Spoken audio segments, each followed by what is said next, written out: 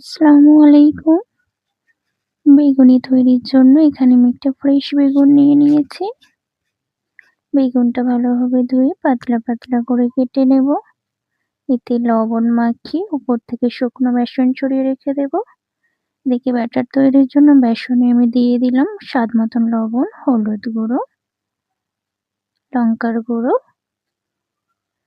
মরিচ গুঁড়ো, গরম মসলার গুঁড়ো, আদা রসুন পেস্ট, শুকনো উপকরণগুলো ভালোভাবে মিশিয়ে নিচ্ছি।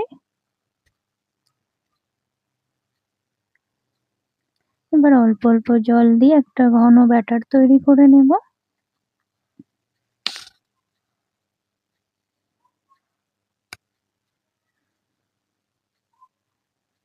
এখানে আমি সামান্য পরিমাণে বেকিং সোডা দিয়ে দিলাম। আবারও ভালোভাবে মিক্সড করে নিচ্ছি। ব্যাটারটা এরকম ঘন হবে। এদিকে কড়াইতে সাদা তেল দিয়ে দিলাম। তেলটা গরম হয়েছে কিনা একবার চেক করে দেখে নেব। এবার বেগুনগুলো আমি ব্যাটারে ডুবিয়ে তেলে ছেড়ে দিচ্ছি।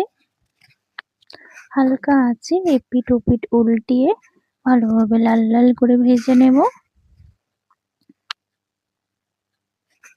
বেগুনিটা দেখুন কত সুন্দর ফুলেছে এবং মুচমুচে। এই বেগুনিটা অনেকক্ষণ মুচমুচে থাকে আর খেতেও খুব সুন্দর হয়।